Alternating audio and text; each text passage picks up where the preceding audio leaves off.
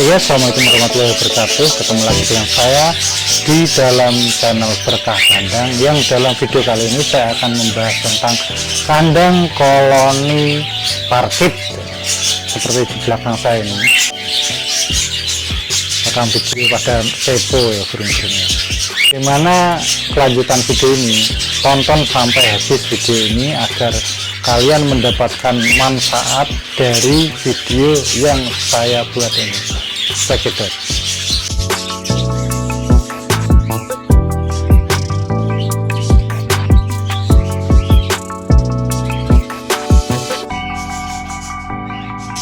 Di dalam video kali ini saya tidak maksud menggurui ya, tetapi saya hanya mencoba men-sharing apa yang telah saya buat di kandang koloni ini setelah setahun saya membuatnya. Yang pertama itu, kalau apabila teman-teman itu mau membuat kandang koloni parkit itu sebaiknya di luar ruangan ya. Di dalam ruangan juga bagus, tetapi banyak dari kata teman-teman itu yang bagus di luar ruangan. Loh, kenapa ini kandangnya di dalam ruangan? Pertanyaannya seperti itu. Kenapa kandang saya ini di dalam ruangan? Itu awal-awal saya membuat kandang koloni itu karena yang pertama itu lokasi ya. Kalau saya membuatnya di luar ruangan itu dulu, waktu dulu saya awal-awal itu tidak memungkinkan. Yang ketersediaan lahannya ya, itu adanya saya di dalam ruangan. Yang kedua, masalah budget ya. Kalau dari segi pembuatan itu saya di luar ruangan dan di dalam ruangan itu irit di dalam ruangan. Makanya karena alasan dua tersebut saya membuat kandang koloni di dalam ruangan. Dan karena saya membuat kandang koloni di dalam ruangan itu harus ada aspek-aspek atau syarat-syarat yang harus dipenuhi ya. Yaitu yang pertama, sinar matahari itu harus banyak masuk ke dalam kandang koloni. Supaya apa? Supaya burung itu enggak jenggruk atau enggak kurang fit ya. Soalnya burung kalau kurang sinar matahari, burung parkit ini juga kurang fit. Yang kedua itu mencegah burung pada ngelemak. Ngelemak ini apa?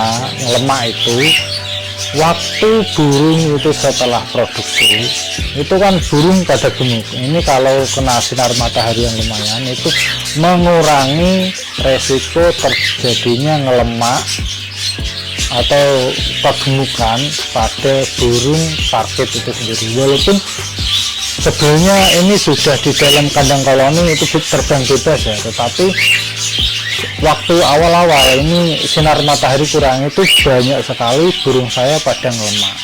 Setelah saya ini kasih sinar matahari yang cukup, itu alhamdulillah memang ada beberapa yang lemak, tetapi tidak sebesar waktu dulu yang minim sinar matahari. Yang kedua itu sirkulasi udara ya. Sirkulasi udara itu penting. Itu kalau mau buat kandang koloni itu harus ada udara keluar masuk agar burung itu tidak ngap di dalam kandang koloni. Soalnya kan dia lingkupnya hanya di situ saja, sehingga itu akan memberikan rasa nyaman kepada si burung tersebut di dalam kandang koloni yang kita pelihara. Ini untuk bahan-bahannya ini saya dulu pakai bulu bekas, dan ada kurangnya itu saya kasih dengan kayu ya. Kayu pokoknya bisa rapat gitu. Untuk ramnya sendiri, ramnya, besi ramnya itu disiram itu yang besi kotak-kotak ini ya, ini besi ram ini. Ini besi ram. Itu awal-awal saya menggunakan ram 1 cm ya, yang warna hijau, yang murah sendirilah itu saya kasih ram. Itu kenapa pakai ram itu? Karena yang satu murah, dan yang kedua ini enggak seperti lovebird ya. Kalau lovebird itu kan apa, gigit-gigit ram nanti lama-lama ramnya akan jebol. Kalau parkit enggak, parkit itu enggak gigit ram ini, jadi aman alhamdulillah. Tetapi ini, kalau kawan-kawan pakai ram 1 cm, ini pengalaman saya, ini nanti akan ada predator ini. Predatornya ini karena saya bukan di kota ya, ini belakang sini sampai samping sini kan kebun. Itu dulu pernah 6 kali masuk ular kobra dalam sebulan. Nah, besarnya segini, ular kobra masuk.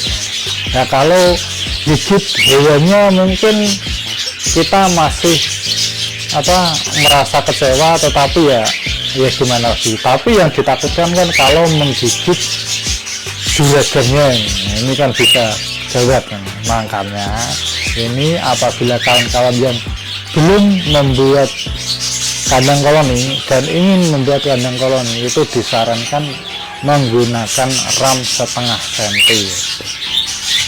Ram setengah senti itu untuk agar ular itu tidak bisa masuk ke dalam kandang koloni parkit itu sendiri.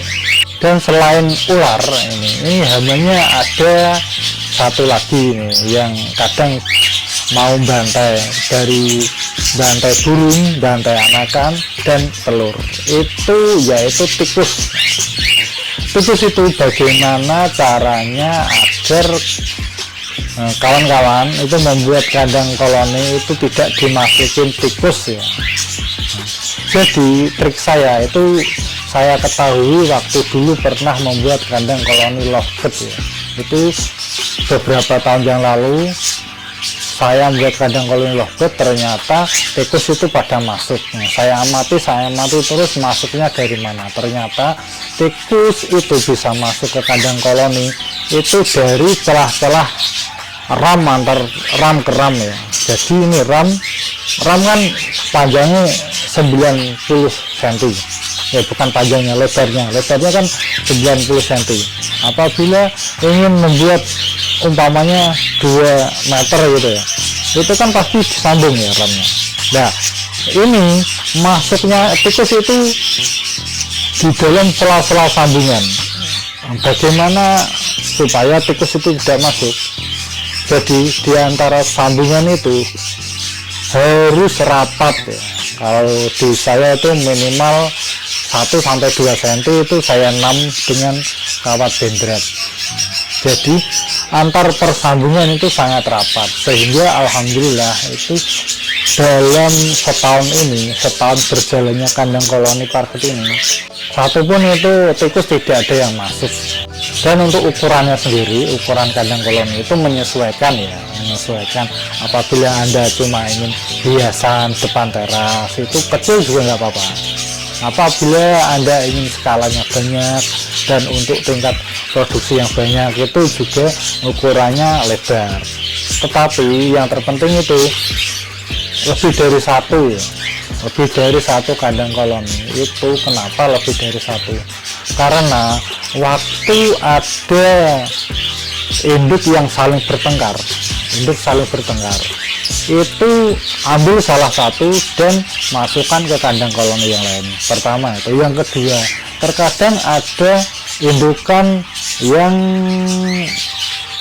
2 induk betina itu dalam satu glodok ya, itu nanti menurut saya kurang bagus ya. Malah anaknya itu diinjek-injek karena glodoknya kecil, 2 indukan masuk, belum lagi jantannya, itu nanti malahan kurang bagus untuk anaknya. Makanya yang seperti itu tuh diambil satu terus dipindah ke kandang koloni yang lain.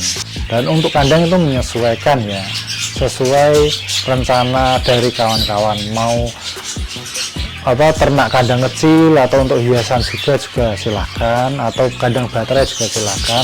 Tapi apabila ini seperti di belakang ini mau pelihara 30, 40 atau 50 pasang, itu nantinya rencananya kan, namanya kan juga rencana, ini juga satu kandang juga belum ada 50 pasang, tetapi kan rencananya ke situ ya. Rencananya apabila ingin banyak di dalam kandang itu minimal 2 kali 2 meter. Syukur-syukur itu lebih dari ukuran tersebut. Untuk pelangkringan itu tempat nangkring burungnya, itu menyesuaikan ya kesukaan jenengan, itu tidak masalah. Itu menaruhnya sesuai dengan keinginan si peternak tersebut. Dan untuk glodok ini yang terpenting. Apabila pelihara 10 indukan betina dan jantannya 10 induk betina, 7 ekor jantan seumpamanya ya, 10 indukan jangan dipas glodok 10, kalau bisa lebihin 15 atau 14 gitu, untuk mengurangi bertengkarnya antar sesama induk betina waktu ingin bertelur ya. Salah satu trik, walaupun terkadang dilebihin juga, itu ada yang bertarung atau bertengkar sampai mati ya, kadang induk sama betina itu salah satu nanti ada yang mati kadang juga di dalamnya itu waktu ada anakan itu juga bisa dikantai waktu memperebutkan glodok itu. Jadi ini sharingnya itu apabila glodoknya 15 ya dikasih indukan betina 10 gitu. Dan glodoknya itu glodok apa kalau kita itu kan ada glodok yang seperti di belakang saya itu pintunya rendah, dan ada juga pintu yang tinggi seperti glodok lovebird gitu. Menurut saya itu lebih bagus glodok yang pintu tinggi ya. Ini karena saya kenapa banyaknya glodok pintu rendah, waktu saya pertama ada jual borongan murah, saya juga masih belajar langsung saya borong, ternyata itu bagus yang pintu tinggi ya. Tapi apabila sudah terlanjur beli glodok yang pintu rendah itu juga tidak apa-apa. Kenapa saya menyarankan glodok pintu tinggi? Waktu anak-anak itu mau mandiri itu tidak langsung keluar sarang ya. Kadang kan waktu mau mandiri itu kan udah keluar minta makan. Apabila glodoknya pendek itu kadang malahan terlalu kebablasan sehingga turun ke bawah atau keluar glodok ya. Itu kan juga kadang ya kurang bagus untuk anakan, soalnya belum 100% mandiri. Soalnya kadang-kadang ada juga indukan yang mau ngelolos di bawah, itu ada juga yang sudah tidak mau ngelolos di bawah. Makanya kalau pintu di atas itu lebih bagus. Dan untuk pintu dari kandang koloni ini kurang lebih 1 meter ya, 1 meter tingginya. Dan saya kasih tirai dari kain. Kenapa saya kasih tirai dari kain? Itu apabila kandang saya buka, saya masuk ke dalam kandang koloni itu, saya kadang lupa nutup ya, kadang nutupnya juga sudah saya tutup, tapi karena kurang rapat ini kadang buka sendiri, itu mengurangi parkit itu langsung keluar. Jadi mengurangi sebelum kabur parkitnya itu kena kain ini, jadi meminimalisasi bahwa parkit itu kabur dari kandang koloni. Sekian video dari saya, semoga ini bermanfaat. Apabila ada kurang lebihnya bisa berkomentar di kolom komentar ya, Bang ini kandang saya begini, harusnya kandang jenengan seperti ini Bang, itu juga malah bagus, nanti akan kita tampung ya untuk kelanjutan ternak ini. Sampai jumpa di video berikutnya dan terima kasih.